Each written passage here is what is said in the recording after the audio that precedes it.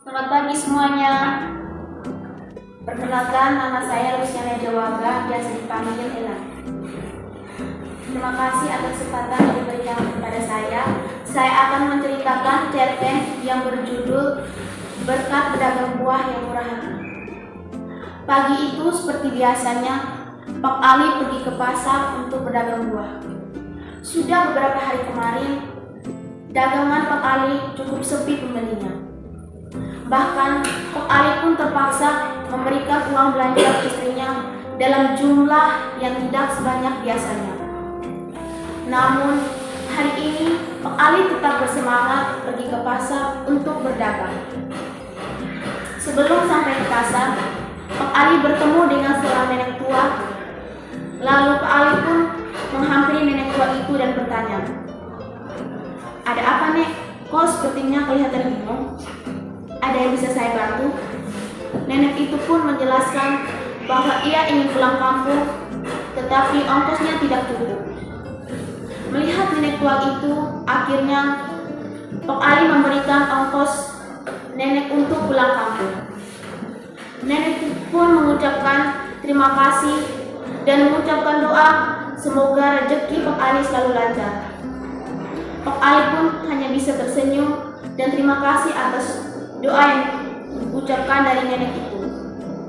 Setelah mengantarkan nenek itu ke bus, Pak Ali langsung pulang ke pasar dan ternyata di sana sudah ada beberapa orang yang menunggu di depan kiosnya. Pak Ali pun melayani para pembelinya dengan senang hati. Amanat atau pesan singkat yang terdapat pada cerpen tersebut bahwa terbukti seorang yang murah hati dapat memberikan berkah. Sekian dan terima kasih. Selamat pagi teman-teman, terima kasih atas kesempatan yang diberikan kepada saya. Sebelumnya, perkenalkan nama saya Lanista Sendirianamo, biasa dipanggil Cindy. Saya akan menceritakan sebuah cerpen yang berjudul Tentara. Ancis ingin sekali menjadi tentara. Dorongan itu dirasakannya sejak kecil.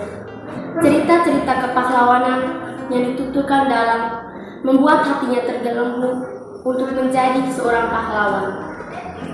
Kemudian, cerita-cerita perjuangan yang sampai ke kepalanya membakar semangatnya untuk mengabdi kepada negara. Ia ingin bangga dengan cita-cita anaknya tersebut.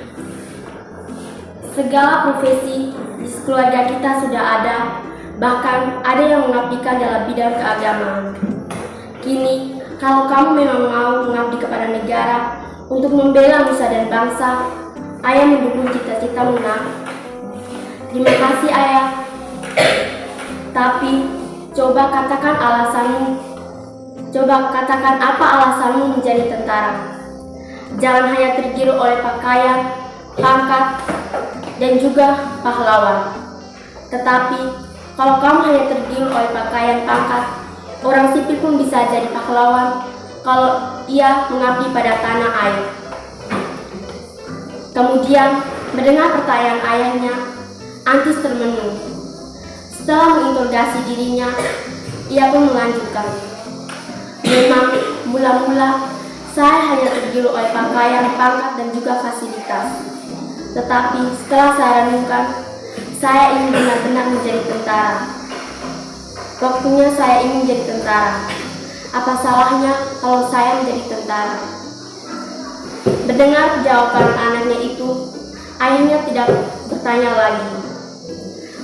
Ayahnya mempunyai alasan kuat bahwa anaknya memang cita-cita ingin menjadi tentara.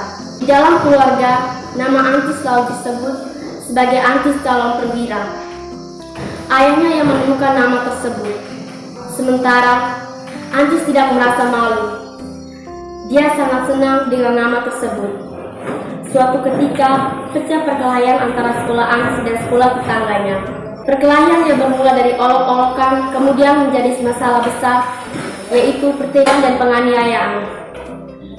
Dalam perkelahian tersebut secara klimaks, ada orang yang masuk rumah sakit dan satu orang laginya meninggal dunia. Ancis dikenal sebagai pemimpin sekolahnya. Ia dipanggil yang berwajib. Ketika mengalami pemeriksaan yang melelahkan, lalu ia dilepaskan.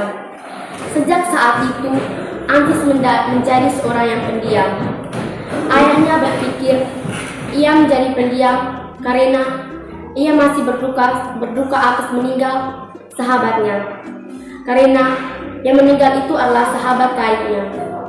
Antis kemudian dibujuk untuk mengalihkan perhatian pada bidang lain, terutama pada pelajaran sekolah. Sudahlah, kamu tidak usah bersedih lagi, karena kamu harus mengalihkan perhatian kamu pada pelajaran sekolah dan juga supaya kamu bisa lulus akademi militer. Antis diam saja. Ketika ia berpikir bahwa cita-cita saya ini tidak saya inginkan lagi.